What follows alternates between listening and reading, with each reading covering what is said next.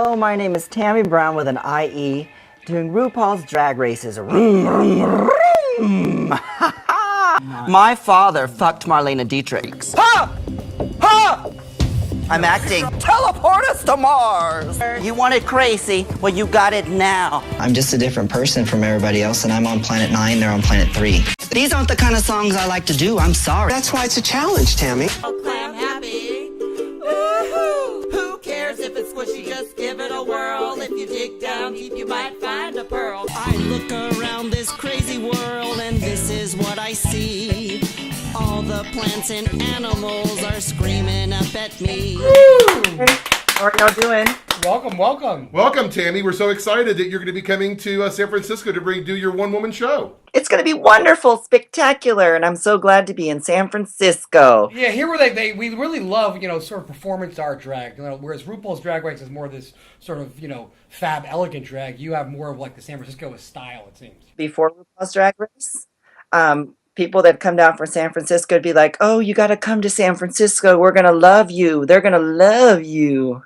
Well, you got a lot of big fans here. People are pretty excited. Have you performed in San Francisco before? Yes, I performed in San Francisco 4 times. So is all this new stuff? This is like a brand new one-woman show, or? It's always a freestyle. I have some jokes that I've written and ideas like that, but people ask me a question, I answer, or if somebody shouts out, like in New York in particular, they wanted a song that I didn't like so much on my album, but it's a hit, I will say a regional hit.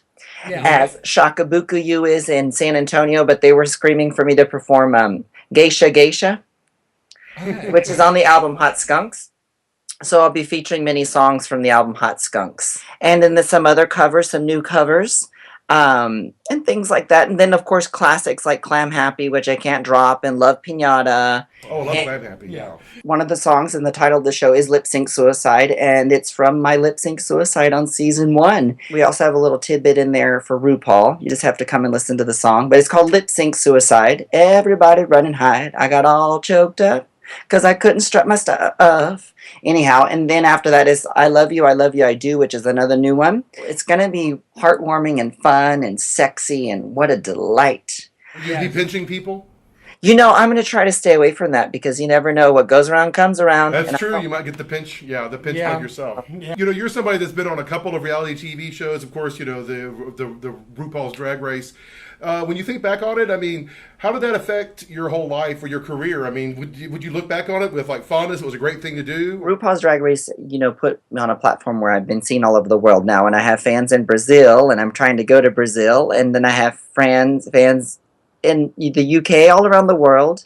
The only thing was you get a lot more hate that comes from people that I was never getting before. But really? That's true. I would guess so. I mean, to get more attention, you get more attention whether you like it or not. It's not so much after All Stars for me, which I was on All Stars, but when I was on the first show, season 1, I wasn't really understood, I guess, fully. So they definitely saw you as being different. You were definitely going to your own, the beat of your own drummer. And I think for a lot of us, though, that was what really kind of made you pop. Because right. I liked the way you looked. I liked the way you had like kind of a look of like a classic Hollywood star, but then you had kind of a spin to it. And the spin was also kind of going in with a Hollywood star kind of thing, more of the cheerful, G-rated Hollywood experience type thing. You weren't like one that went for like the dirty jokes and stuff like that. And I want things to be, something you can play in your living room for the kids. Right. Something that's for everybody, not just one narrow-minded thing. Tired of all these gay jokes or anal jokes, or you know what I'm saying. And then also with too many of the gay jokes, it's like, really, what's someone out in Iowa gonna think? What are they gonna say? Or some staunch Christian Republican, what are they gonna, that's not gonna help us. And have you done a lot of traveling around the world, and have you noticed anything interesting about drag and performance in different countries or locations? Like San Francisco, you all were much more elaborate, and that's why I even say on All Stars, oh, I look like a San Francisco queen, because the way y'all do the eyebrows is way up here, and then you put the dark, more lines a lot. Here in LA, the drag was always pretty, and then of course there was all the pageant stuff forever, that was going on Texas everywhere. Especially. The show is patterning a lot of people that are hungry for fame. There's sometimes more to drag than just putting on and looking like a pretty girl. So much more fun when you have those other parts of meaning going on behind it. Right, and if I have a meaning behind me, it's the message is for people to feel good. A lot of people are inspired, so that's good. And also, like, I promote nature. Have you seen any other cities that are more similar to San Francisco? No, San Francisco is quite a unique city. I DJ a drag show that has a lot of more up and coming young artists. Uh-huh. It's always really funny to see some of the stuff they come up with, because sometimes that youthful energy, that pops up there, and you're like, wow, yeah, that's the way to go. It's also great when you see them do something that nobody's ever done before, which is really hard to see in San Francisco, but we still see it every once in a while. Oh, really? Yeah, that's the best stuff. Well, Tammie, it's been fantastic talking to you. Thank you. And we're so forward to seeing your show at SF Oasis March 17th on St. St. Patrick's Day. St. Patrick's so Day. everybody wear green to show up and cheer on Tammie Brown. So, Tammie, thanks for coming on our show. All right.